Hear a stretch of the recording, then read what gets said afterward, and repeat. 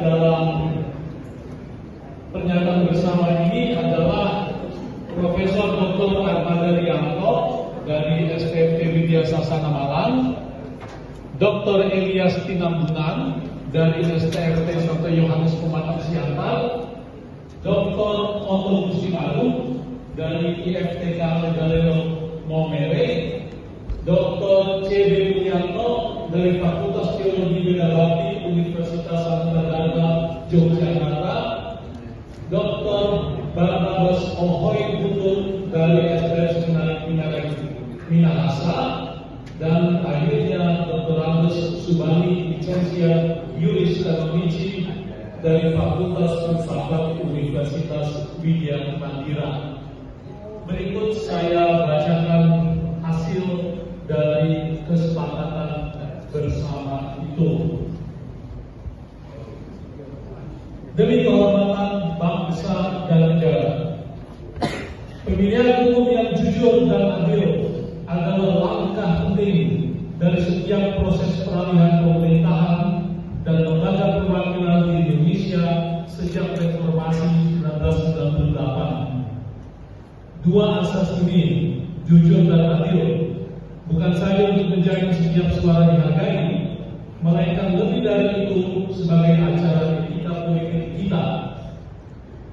Kepada segenap pemangku jabatan negara dan pemerintahan, khususnya kepada Bapak Presiden, kami mengingatkan bahwa bersikap jujur dan adil adalah cara berpikir dan laku dalam bernegara.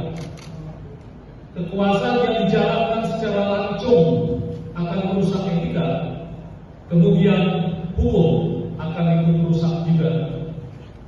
Kami mengawasi, khususnya sejak keputusan Mahkamah Konstitusi nomor 90/PUU 21/2023 yang meloloskan putra Anda menjadi calon wakil presiden. Anda makin menjauh dari harapan yang diamanatkan oleh pemilih Anda, terutama menyangkut netralitas sikap negara yang Anda sering katakan dan kontinuitas perjuangan reformasi melawan korupsi, kolusi, dan nepotisme dalam berbagai bentuknya.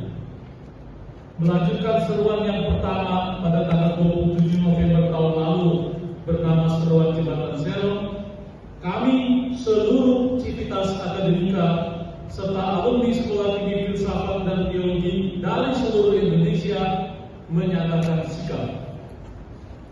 Negara ini tidak boleh dikorbankan demi kepentingan kelompok atau pelanggengan kekuasaan keluarga. Sesuai dengan Undang-Undang Dasar 45, negara Indonesia berdiri agar setiap rakyatnya hidup merdeka, bersatu, berdaulat, adil, dan makmur. Dan pemerintah negara dibentuk demi mencapai tujuan itu. Berdasarkan prinsip ini, kepada segenap pemangku jabatan negara dan aparat pemerintah kami serukan. Pertama, ingatlah kembali sumpah jabatan Anda untuk berbakti kepada nusa dan bangsa, serta memenuhi kewajiban Anda seadil-adilnya. Kami meminta Anda berkompas pada hati nurani dan berpegang secara konsekuen pada Pancasila, dasar filsafat, dan fundament moral kita semua. Kedua, kembalikan keluhuran eksistensi Indonesia dengan menghormati nilai-nilai politik yang diwariskan Bapak pendiri bangsa kita, bukan malah merusaknya lewat berbagai pelanggaran konstitusional dan akal-akalan undang-undang yang menabrak etika berbangsa dan bernegara. Hentikan penyalahgunaan sumber daya negara untuk